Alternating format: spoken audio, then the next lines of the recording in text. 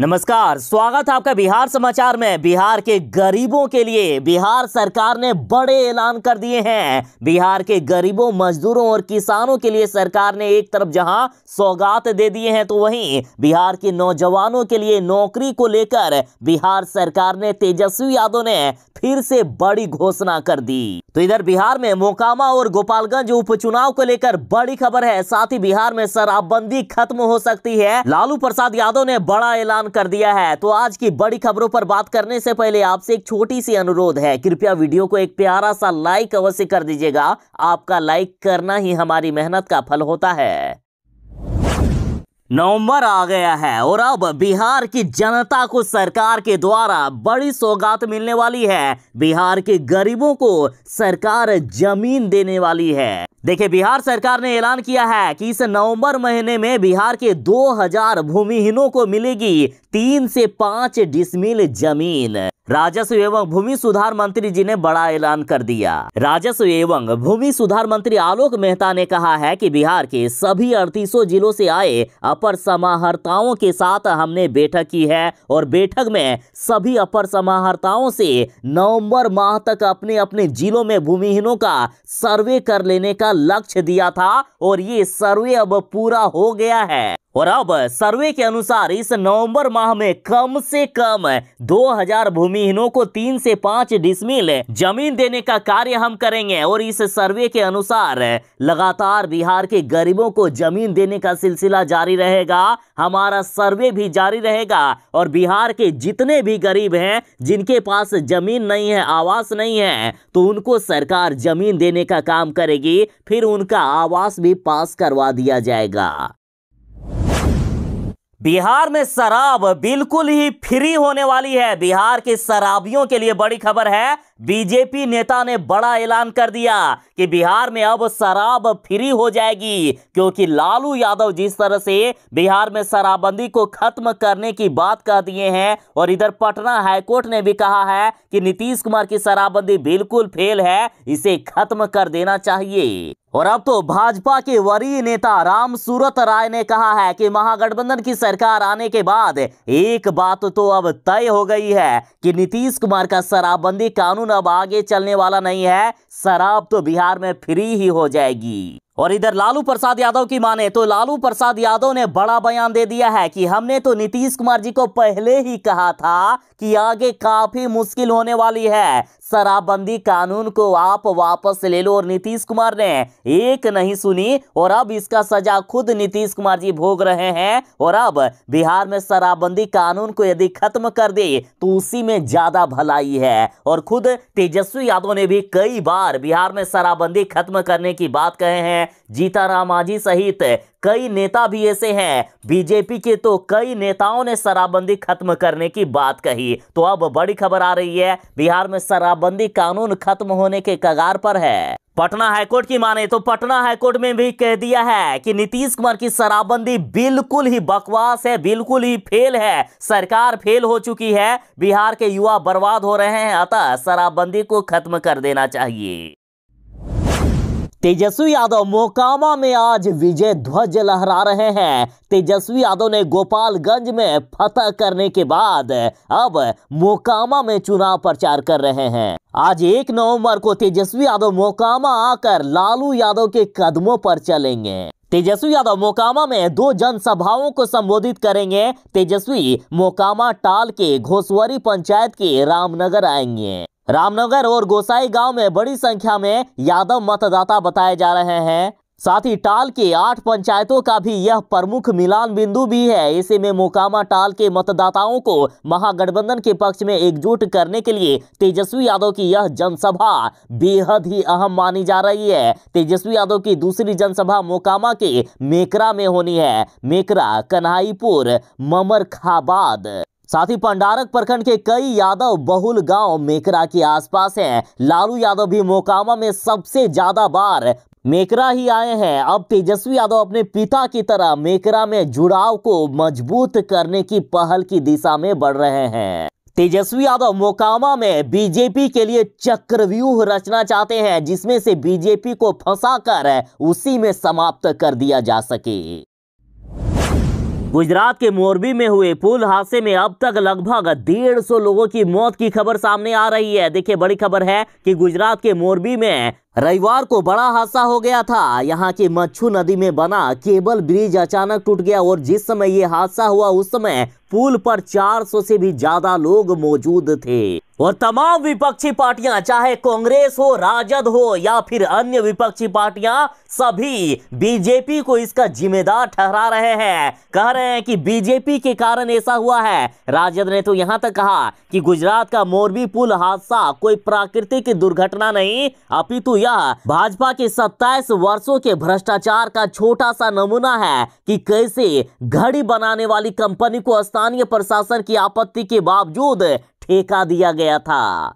और पीएम मोदी की लापरवाही तो देखिए, कितनी बड़ी घटना हो गई, उसके बाद भी असंवेदनशील पीएम ड्रेस बदल बदल कर चुनाव प्रचार में लगे रहे, जैसे इतने लोगों की मौत से उन्हें कोई फर्क ही नहीं पड़ता हो। और जब तमाम विपक्षी पार्टियां पीएम मोदी पर सवाल उठाने लगे, तब जाकर शाम में ये आंसू बहाने लगे, रोने लगे। राजद ने कहा कि गुजरात में पुल गिरने से 140 निर्दोष लोगों की हत्या हो गई, लेकिन भ्रष्टाचार और मौतों पर गोदी मीडिया में सन्नाटा है, क्योंकि वहां के 27 वर्षों से बीजेपी सरकार है। गोदी मीडिया मोदी शाह के गृह राज्य में कोई दोष और अवगुण तो इन्हें दिखाई नहीं देता है। और अब तमाम विपक्षी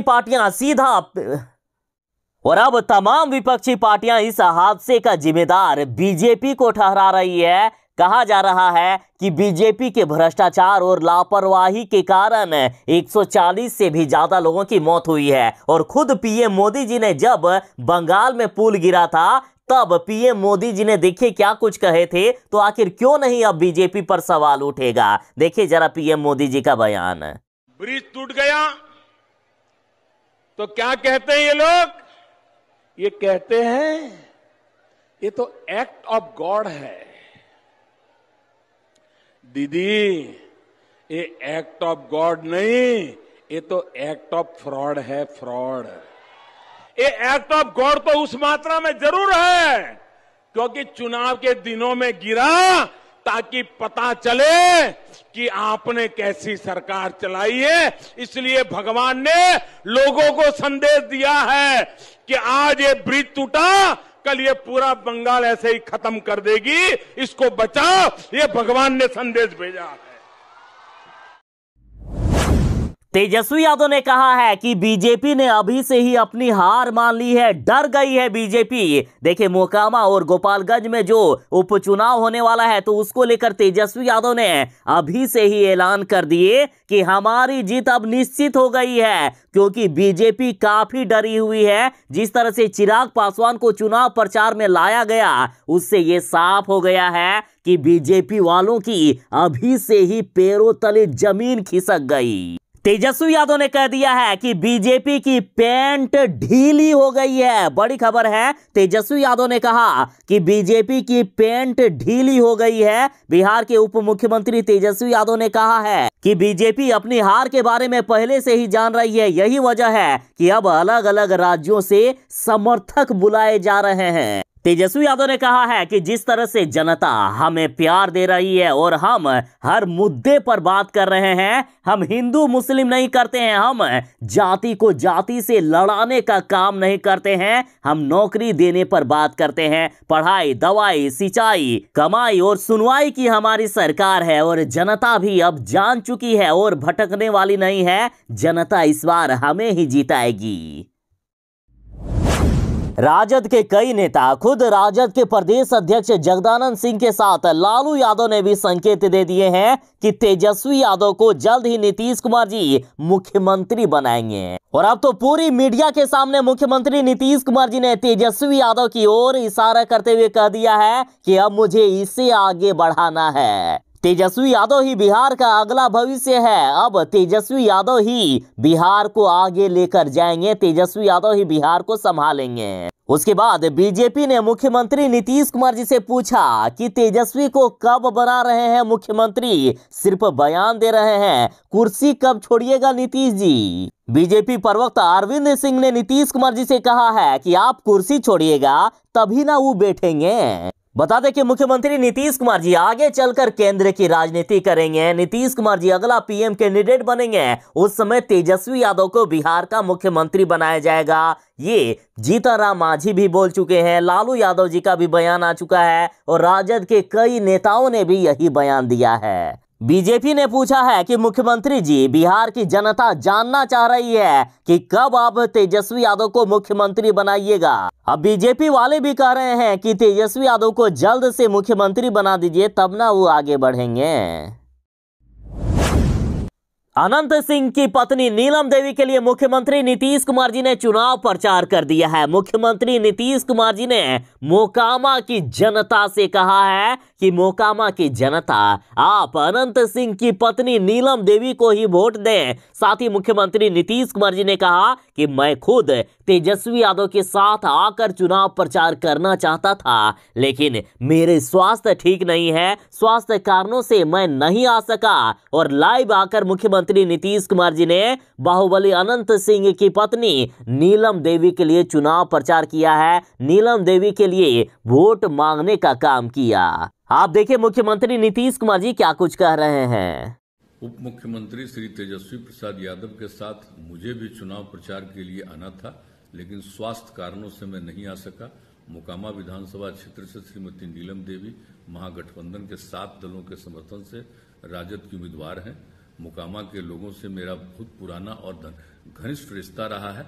वहां से 5 बार मुझे लोकसभा में जाने का सौभाग्य प्राप्त हुआ है। मोकामा विधानसभा क्षेत्र का जो विकास हुआ है, इसकी बहुत विस्तार से चर्चा की आवश्यकता नहीं है।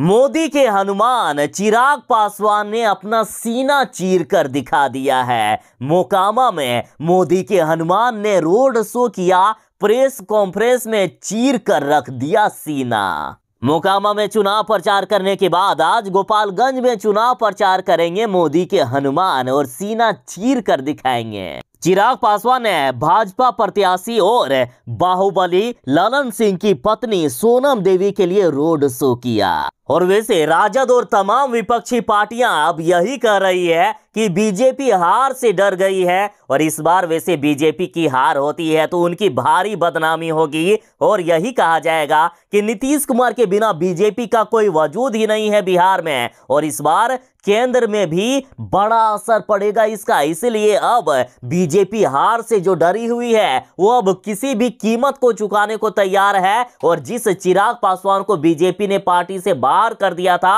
उस चिराग पासवान से अब बीजेपी ने मदद मांग ली। चिराग पासवान को फिर से बीजेपी में शामिल करके रोड शो के लिए मनाया गया। तो सोचिए बीजेपी अपनी हार से किस तरह से डरी हुई है और अभी ही बीजेपी अपनी हार मान चुकी है।